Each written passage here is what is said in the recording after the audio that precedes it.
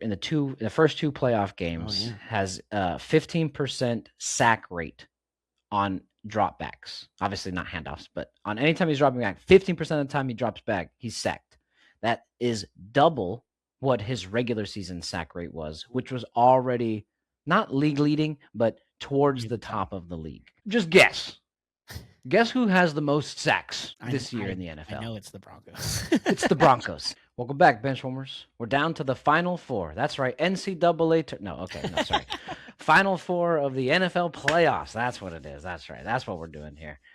Final Four, man. We have a championship game on the AFC side that doesn't have the Chiefs in it for the first time in, 8 years? This is amazing. But you know what it does have, again, that's been an absence, is the Patriots. They're back. Yeah, that's a good point. Yeah, I guess if we include the Patriot, we're right back to where we started. Huh? Right back to where we started. Yeah, exactly. Yeah, Broncos and Patriots, too. That's crazy. True.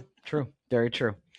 Yeah, so championship weekend is upon us. It was a mostly good divisional round. There was a game that might have slipped through the cracks on a Saturday night, but let's get into, divisional round stuff. Before we get started, though, if you're not already subscribed, don't forget to subscribe to the channel and hit that notification bell so you never miss any one of the new episodes. Also, if you could please do us the favor, if you like what you see here, please don't forget to slap that like button. Slap it for us. Come on. It's free. It's free for you. It's free for us. Helps out the channel a lot more than you probably think. Hell yeah. Okay, back to football. Let's do a little bit of a recap, I guess you can say, on the divisional round. We'll do like we normally do. You start AFC, I'll start NFC. Sounds good. I think we talked about it a little before. I didn't get to watch really any of this. I was trying to get some stuff done on Saturday morning so I can enjoy the rest of the weekend.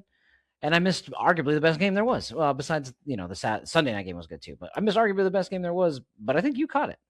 Yeah, I did. Actually, I had the Saturday off, so I was able to stay home and watch both games and start with the Broncos, obviously hosting the Bills. I think going into this, we talked about, this is the Bills' year. If they're going to do it, this is your chance. This is your time. There's no Lamar. There's no Chiefs and blah, blah, blah.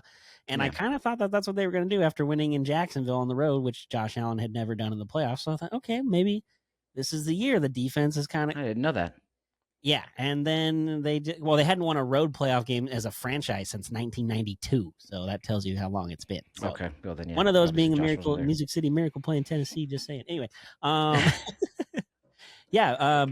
great game back and forth, especially in the fourth quarter. I felt like it got close, and I just figured, okay, Allen, this is your time, dude. This is your game. You're gonna clinch it, and then. Bo Nix does his normal crazy thing in the last quarter where he just all of a sudden is alive and the Broncos offense does a lot of good things. And then we get this, kind of bizarre yay ending, but also bad ending I don't know how you feel about that. Sean Payton didn't even wait to tell us. There was no we'll see what happened. Nah, he's out. He's done. It was bad. That part of it. Yeah. I did watch the replay because I seen that the game was so good. I did watch the replay of the game. They had I saw that the Broncos had the ball on StatCast or what, on your phone. I just checked the score. There was 2 minutes left and it was 10-10. So I assumed it was 10-10 at halftime. No, I did not realize that they got a touchdown and sneaked in a field goal because of a turnover. Yeah. That they were able to be up 10.5. So at 10.5, I was like, man, Josh Allen really did come back because up 10.5 with arguably the best defense at home, you should be kind of rolling. But he did what Josh Allen does. He willed the team all the way to the end. They had 50 seconds left to get down and tie it. They did exactly what they were supposed to do and tied the game. And then the overtime stuff came. Yeah, that's where a lot of the controversy obviously lies. Yeah. Mostly surrounding the interception. I actually don't understand. I get why people are upset. But even Joe Burrow tweeted about it. He's like, they're different plays. And how you don't see it means you don't know football. And I don't mean to knock people who don't know football. I was confused too. I'm not saying I know everything about football. But if it comes from Joe Burrow, if he says this is what it is, he's been doing it for a while and he's pretty successful at it. I think he knows what he's talking about. The idea was, when comparing to the Devontae Adams thing and all these other catches, Devontae already had the ball and was running and then was being tackled, where this one was the full motion of the catch. He never really established anything.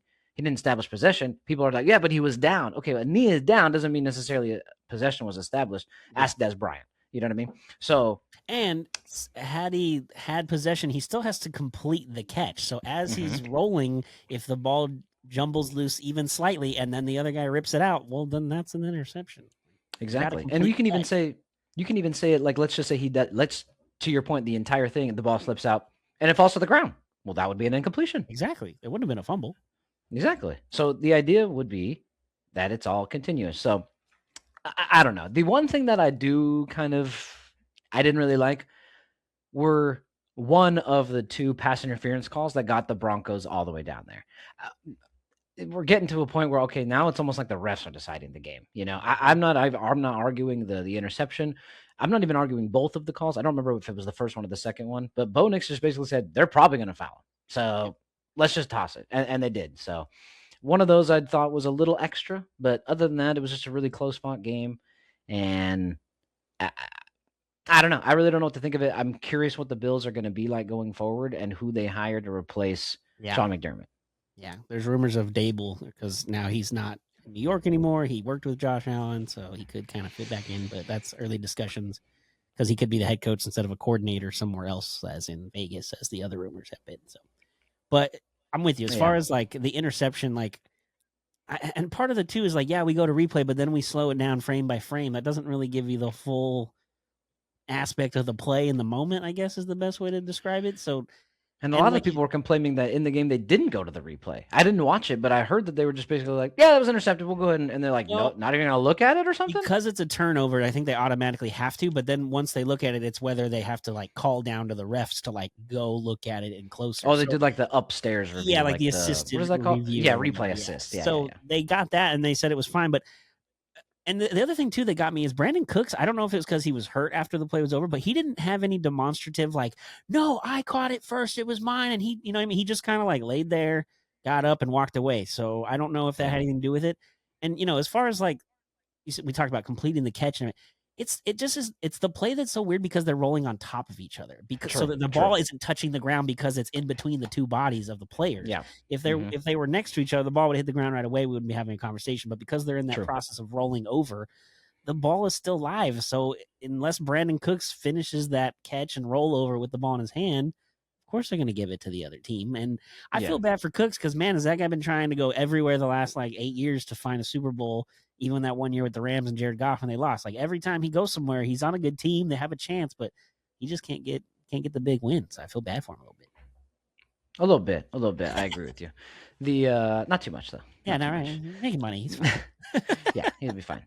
There was a take that Nick Wright had I saw yesterday. I just wanted to kind of comment and get your thoughts on it because I'm wondering why we have this. And he seems like a really great guy. This is not a knock on Josh Allen. I actually really like Josh Allen. I don't like the team he plays for, but I think Josh Allen's a stand-up dude. Yeah, seems but there's some controversy. I don't know if you remember when the Jags lost to Josh Allen. There was that one lady reporter that took her time to say the question, basically, hey, I'm not even going to ask you a question. I just think you're awesome. That was really cool. You did us proud. Great job. Go Duval, right? You know how many people in the media kind of gave her crap because she's supposed to be having this unbiased opinion? It's like, one, she's probably a beat writer. So she's supposed to be been in Jacksonville for like 20 plus years or something. You're supposed to have, what do you think? You think I watch ESPN or listen to ESPN LA or you watch ESPN LA to talk about the freaking Red Sox? No. Yeah. You listen to them talking about the Lakers, Dodgers, you know what I mean? Like Kings. I mean, as much as I like some of the teams, the point is that's the area. The problem is everyone gave her crap for saying, hey, good job. And everyone else in the media, national media, oh, poor Josh Allen. He just can't seem to get it. Oh, man, he's got such bad. Whoa. Now you care about the Bills, but you didn't care that the Jags had a good season and they got care. I didn't like that. And I agree with Nick Wright that, first of all, one, she didn't do anything wrong. And two, why is everybody all on Josh Allen's jock? You know what would happen if Lamar Jackson lost like that? Man, Lamar just can't get it done in big games, man. I'm telling you. Oh, Caleb. Oh, geez. Yeah, figures. He's not ready yet. But Josh Allen, oh, poor Josh Allen. They change everything for everything. Everyone talks about Patrick Mahomes gets all this treatment. 13-second game, change the rules. Something else happened, change the rules. They're probably going to change the rules on this too. As far as the playoffs this year, like once Mahomes is out, the media has to pick another guy to like force as the main subject. And so of course that's I guess. Josh Allen's going to be in this case. No, but what I'm saying is like everyone gives the Patrick. Everybody loves Patrick. Patrick Mahomes get all the calls. Everything goes Patrick Mahomes' way.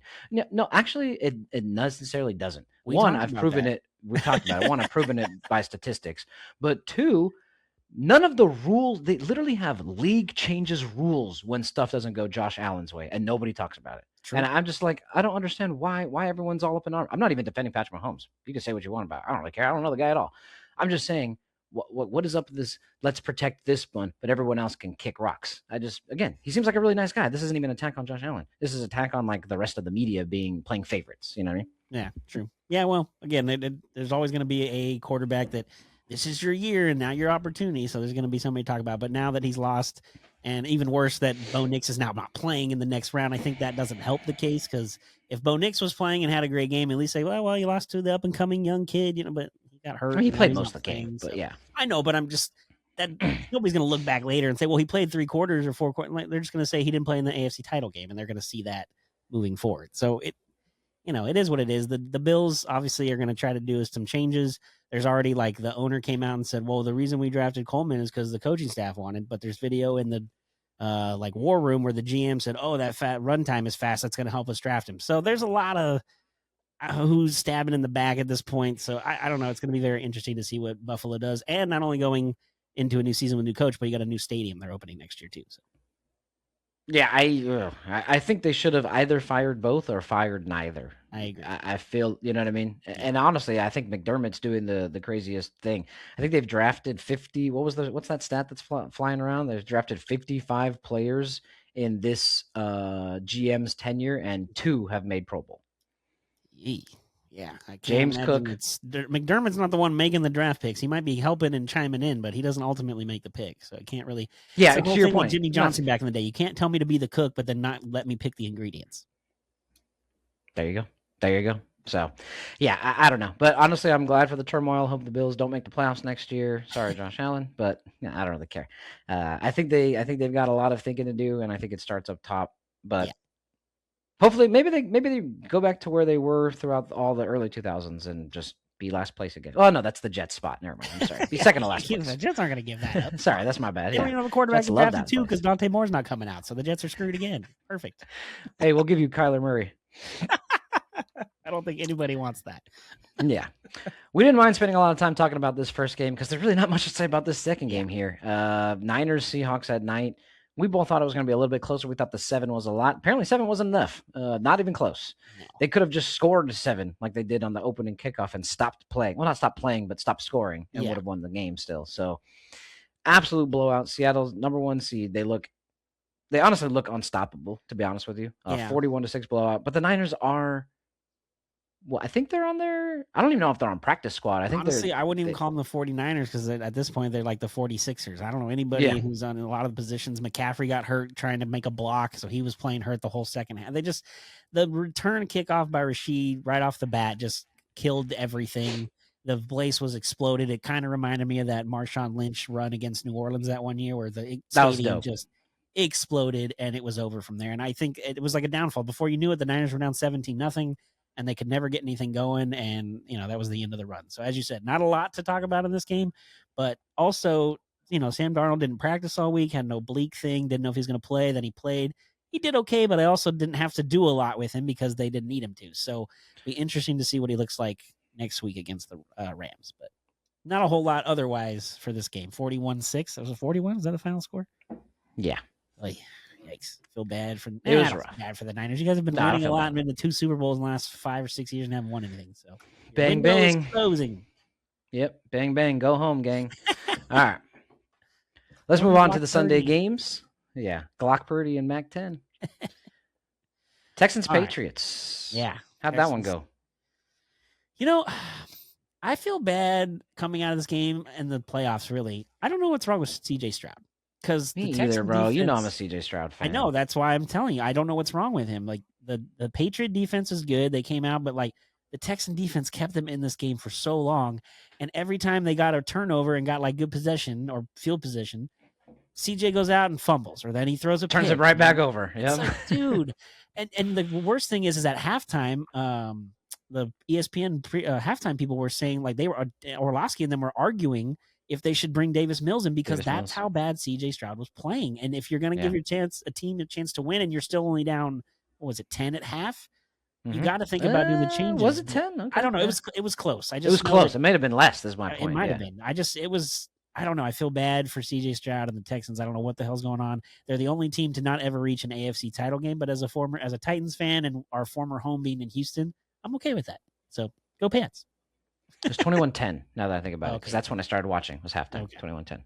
So your It's all the thoughts stuff. then on the game? I know you're not a Patriots fan anymore because Brady's not there, but obviously you still Yeah. have a little bit of a thing for the This one Pats. was really hard for me as far as rooting goes because I'm used to rooting for the Patriots, to your point, because of the Brady connection. It's just kind of like one of those things. And I like Mike Vrabel. He seems like a really cool guy. That's Drake another May thing. seems God, like I a love good that guy. guy. You know what I mean? So it's like a lot of things. I'm like, yeah, I mean, go Patriots. So I technically was rooting for them, but I love you some CJ, bro. I mean, local guy, Yep. disciple as well, and it's tough, man, because now everybody's bringing up all that stuff about the draft. You know how he had like the worst test score and all this kind of stuff, and he's like, I don't need test scores. I just play football. And then they show the play, and I was like, Now oh I don't know man, for dude, I sure, feel but bad. remember after that first year, he was so good on offense, and the Texans were amazing. And then everyone's like, "Oh, their offensive coordinator is going to get hired," and he's like, "Nah, I'm going to stay here and keep building on." Is the same guy still there? And is it just CJ Stroud has lost it, or is there a new coordinator? I don't I think it's a know. new coordinator, to be Okay, honest with so you, because I remember that now that I'm thinking about it, now but I don't that remember could who it play a is. little bit of a role into CJ's like drop, but some of the decision making, like that throw interception he threw, and I thought he was throwing it out of bounds on the sideline. He didn't throw it nearly hard enough, and the guy, I mean, amazing interception, catching it with the knee in bounds. I don't even know how he did that, but I just like, what are you doing, CJ? Like, man, they had an opportunity and something to. That defense is not going to be the same next year. I mean, every year, team year to year, it changes completely. So you might have a lot of the same guys, but the vibe and the energy that defense was playing with, I mean, man, what a waste for the Texans. I feel bad for CJ. Yeah, no, I did too. They had this stat that was floating around. I think I saw it first with Emmanuel Acho, Okay. Bobby Slowick. That's who it was. I don't And remember the guy's name. he is no. So last year he was there. This year I just looked. It's Nick Cayley is the offensive coordinator, Okay. not Bobby Slowick. So new OC, and maybe that's it. Anyways, sorry. So saw this thing kind of floating around the internet, and oh my gosh, bro, this is why I feel bad, and this is why I'm a little bit nervous, I guess you can say, for the Patriots. So I'm gonna kind of talk about this that will be a little bit leading into a prediction or a piece about the championship game this Sunday. Yeah. If a quarterback were to say hike and spike the ball on every play, which is basically doing nothing, right? You say hike and you spike it, like to stop the clock. Yeah. If you were to do that every single time, you would have a passer rating of 39.6. Okay. Do you want to guess what CJ Stroud's passer rating was in this game against the Patriots? Only because of the way you put this together, obviously it's going to be less than that number. I'm going to say 24. 28. Oh, he would have done better to do nothing. Man, so I'll lead that basically into saying, like, don't count the Broncos out. Okay? Because the Patriots only won by 12, and CJ Stroud did worse than nothing. But now the Pats are getting a backup quarterback against them. Not again, Stidham might be something Is more. Backup better than doing worse than nothing? That's a good point. That's my point. You know what I mean? I get you're saying backup quarterback. Well, shit, CJ Stroud kind of played like a backup quarterback, and they won by 12. That's true. And you know what I'm saying? If not worse.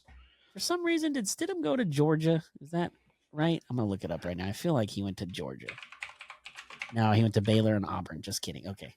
Because I was thinking it was Georgia quarterbacks possibly matching up in the Super Bowl. Stafford. Oh, with Stafford? Yeah. I don't know, man. The Pats, like, moving on from the Texans, they had nothing left. And then the snow and all that. But yeah, I don't know. Pats, I'm a Vrabel guy, obviously, as a Titans fan. I liked him. I think we did the wrong thing firing him. Obviously, he knows what he's doing coaching with a good team and people around him. So, yeah, here we are, Pats and Broncos in an AFC title game. It's like we're back in 2016. Exactly. Before we get to that, though, let's talk about arguably the best game of the entire weekend. Absolutely. Besides, obviously, the Broncos Bills was up there, but Rams-Bears. Oh, my gosh. Snowy Chicago, flurries all over. By the time the game was over, snow basically covered everything but the lines. It was soft. It wasn't too thick, but it was snowy. Yeah. Man, back and forth battle, dude. Back and forth battle. I've been rooting for the Rams this whole time, hoping that they can win a Super Bowl in the Niners' house. That would be sweet. Love to rub that in my sister's face. Shout out. But this game was phenomenal, dude. Great game, great back and forth, great coaching on both sides, great grit and play by all the players out there. Everyone was like super, and it was cool because it was like really like there was a lot of sportsmanship. Like people, you could just tell like everyone was doing effort. No one was trying to be dirty. No one was trying to do, you know what I mean? not at Everyone all. was just trying to like just go, let's go win this game, and everyone was being great about it. And I really thought that on 4th and 4 or 4th and 5, whatever it was, I think from it's the one of the 14-yard two, line, 4-5. when he's running backwards, Yeah. and now he's at the 40, I was Yeah. like, Those games wow, are- the Rams are moving on. Let's get it, bro. They're going to the. Oh, he tossed it. Wow, that's crazy. Okay, they're all they have to do.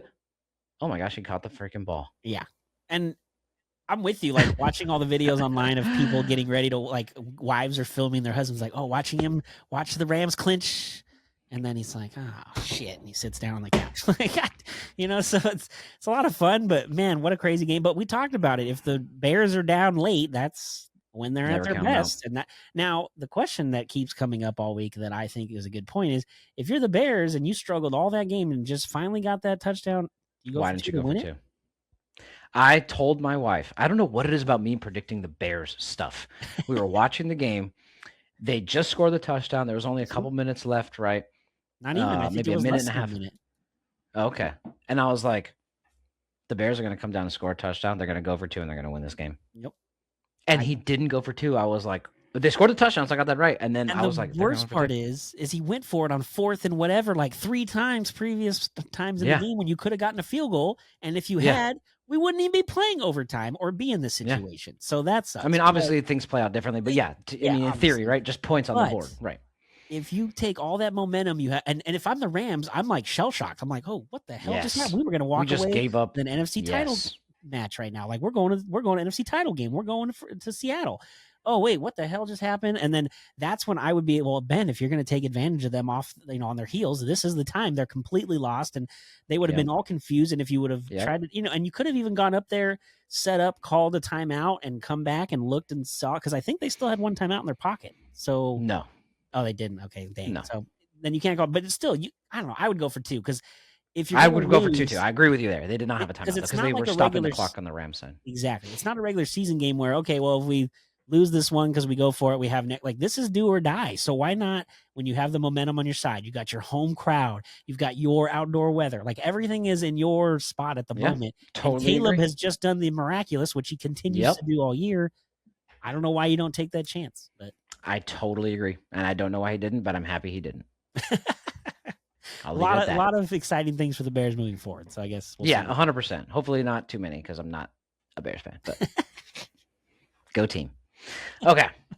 Well, let's get to the championship Sunday. We touched on it a little bit. We're going to start obviously with the early afternoon or late afternoon game, depending on where you live in the country. Mhm. Broncos hosting the Patriots, 1 and 2 in the AFC. Moving on. Obviously, everybody knows Bo Nix broke his ankle. It's going to be Jared Stidham starting in place of him this Sunday. Patriots opened, I believe, immediately as 5.5-point favorites, have now snuck down to 4.5-point favorites on the road. And I touched on it a second. Oh, wait, you're supposed to go first in AFC. It I'm doesn't sorry. matter. We're just making picks at this point.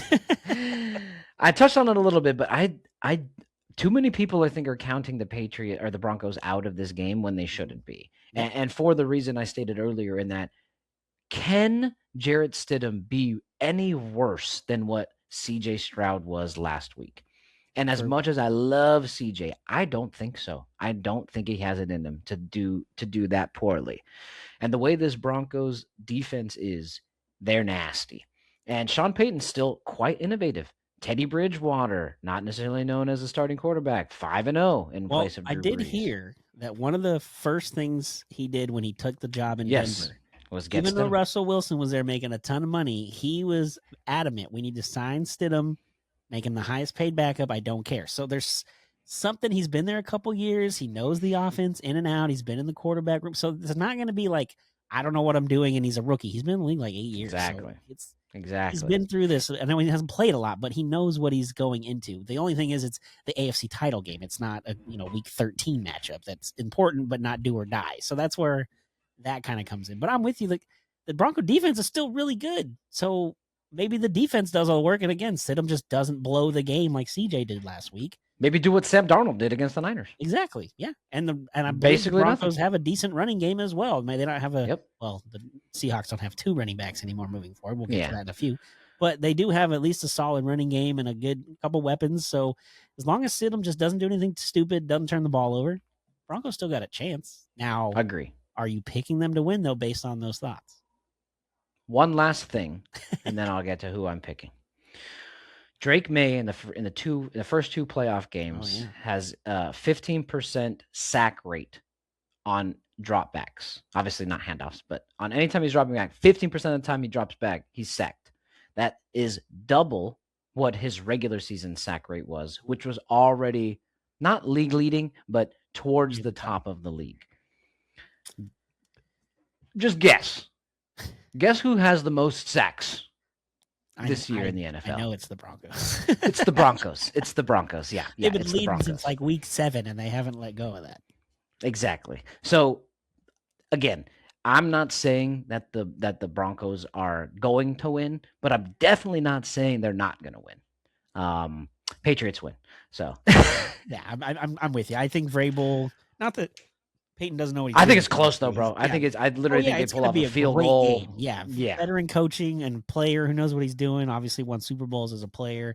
It's New England. Like it's gonna be cold. It's mile high. Like it's gonna be. Denver's used to that though. Not Denver. New England's used to the cold, not the elevation. Yeah, but Vrabel's done this so many times as a player, and with Tennessee, we went in places and won I never thought we would. So I have to give him credit. He's a great coach. They have a great team, and it's kind of similar to both sides. Just as long as the quarterback doesn't do anything stupid or turn the ball over multiple times, and your defense plays well, they got a chance. So I'm with you. It's going to be down to the wire. I don't even know if the spread's going to matter. It might come down to a field goal, but I'm with you. I see the Pats sneaking out of there with a win. It might not be a game-winning field goal at the buzzer with Vinatieri like back in the day we're used to, but I still think they're getting out of there with a win.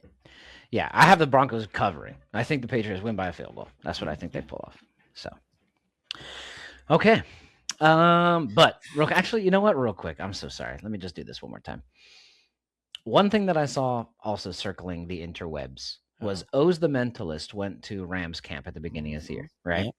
Oh, do you remember what he basically did something with Matt Stafford and Devontae Throw the ball Adams, to some random guy in the room. Correct. Yeah. Do you remember what team the Rams were envisioning? Devontae Adams was envisioning playing in the Super Bowl. Denver Broncos. The Denver Broncos. Not only is that crazy, 23-14. Rams win 23-14 because that was Kyron Williams' number and Kobe somebody else's number. Kobe Durant. Yeah. And I just think that's pretty crazy that at the beginning of the season, he picked 2 teams, and both of them are still alive in championship weekend. One of them. I believe there's a couple years ago he did this with the Jets, and then the Jets didn't do anything. So it's not a guarantee, but the fact that he's this close is amazing. Corey. Did you let me get closer in case did you hear what team you just said? I know, but I'm just saying. I'm just making sure you heard yourself say the Jets and put them in comparison. I did. Honestly, any other franchise besides if Cleveland. Oz is that great and perfect all the time, he would have gotten the Jets one right, and he didn't. But he is so close to the side that it's amazing, so it doesn't matter. I just think it's funny. It's pretty crazy. Okay, last one. So Rams Seahawks, obviously battle of the NFC West, going for the NFC West title. Oh no, going for the whole NFC title. That's what's up. Yeah. And you wonder why the Cardinals suck. Look at what we have to freaking deal with. Jeez, man. You got the 2 finalists, and the third one was just out last week.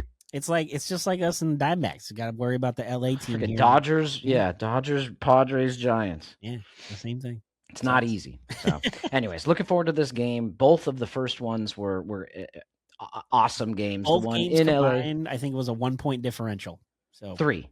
Oh, okay. Oh, you mean the split? Correct. Yeah, because it was Rams +2, Seahawks +1. So that was I got you. I see what you're saying. Yeah. Crazy. But yeah, the total of them was only 3. They won by 2 in LA in week 4 or 5, 6, something like that early, and then week 16, 17 was the shootout. What a great game that was. Rams honestly had that in the bag. Conversion and all that shit too. Oh, that was kind of a backwards pass, and then since it bounced this way and he walked over and touched it, 2-point conversion. So you're like, when did that ever happen in NFL? So that game in Seattle the last time, the Rams were up 16 with 9 minutes left. Okay, so as long as they don't do anything stupid, that game's not even a discussion, and they win. It was a kick return for a touchdown. Yeah, it's all a lot of weird shit. So, and the first game they played in LA again came down to a field goal that I almost called them the Mariners that the Seahawks missed. So the Rams came away with a victory. So each game's been close. Each team's won at their home. And I feel like the Rams should have got that second one in Seattle. So I feel like they're going to be ready to go. McVay has 10 playoff victories before he turns 40. First guy to ever do it. He's like just breaking all kinds of records for coaching. And I just feel like he's just going to go to another Super Bowl. It's going to be his third appearance if they win this weekend in the last, 8 years or something? That's crazy. Mm-hmm. Here's hoping that it happens. I would love my ideal Super Bowl, because then I wouldn't care who win, would be Rams Patriots. Yeah, that makes sense.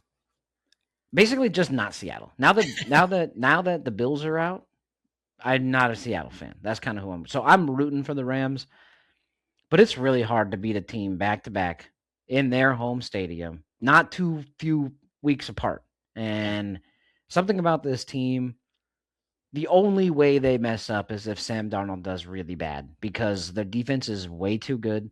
They've drafted all these players. Yeah. They're the ones that are building the core. They're not just adding core, like, in free agency, like what the Rams had to do for the 2022 Super Bowl. Yeah. We'll take that guy. We'll take that. We'll take picks and trade for everybody. Yeah. So the Seahawks have built it up. They're a well-coached team. They're a well-run team. They win in the trenches. Their loss of Zach Charbonnet is something. It's not everything, because it's not their main guy, but the way they run backs it's almost a split backfield, damn near even. It's probably 60-40 or 55-45. Like, it's that close between Kenneth Walker and Zach Charbonnet. So that's a lot of extra stuff, either coming on the third string back or more work for Kenneth. But I don't think that is enough to really deter the momentum that Seattle's built. Sadly, I have the Seahawks winning by 2. I don't really have a score. I don't know why 2. I don't feel like they cover, but I do think that they win. So I'm saying Seahawks by 2. As much as I don't want it, I think Patriots pull it off by 3. Seahawks pull it off by 2. And then I'm just rooting for, maybe instead of handing it off to Kenneth Walker, they try to throw it to Smith-Njigba at the end zone and gets picked off for a Super Bowl loss. I don't know. Maybe something like that will happen against the Patriots. Yeah, that would be fun. I'm with you. To be honest, this whole game comes down to Sam Darnold, because if the Ram defense gets into his head and starts beating him up and making him make mistakes like they have the last couple years, including last year in Minnesota when Darnold was there. True. The Rams it's true. Same QB. I didn't even think about that part. Yeah. So the Rams are going to get a victory, no problem. But if Darnold doesn't go out there and see ghosts, as he's famously quoted as saying when he played. That was also with the Jets, another franchise. I know, I'm just saying, but it's the same guy, regardless of where you go. It's your problem. The Jets didn't see the ghosts. You saw the ghosts. Just have ghosts. If he goes out there and plays like that, Rams are going to run all over them and win. But I don't think that's the case. Now, I don't think Sam Darnold's going to do anything to get them a win. I just, Cooper Kupp doesn't know a lot about the Rams and how they work, and it's his first year in Seattle, so that's kind of a benefit to the defense and Darnold and them preparing. Stafford and him worked really well together, obviously, so he knows his tendencies, and that'll kind of help Seattle. But McVay has become Belichick and Reed for me. I can't pick against him until I see 0 on the board and he's lost. He's always prepared. The guys are always ready.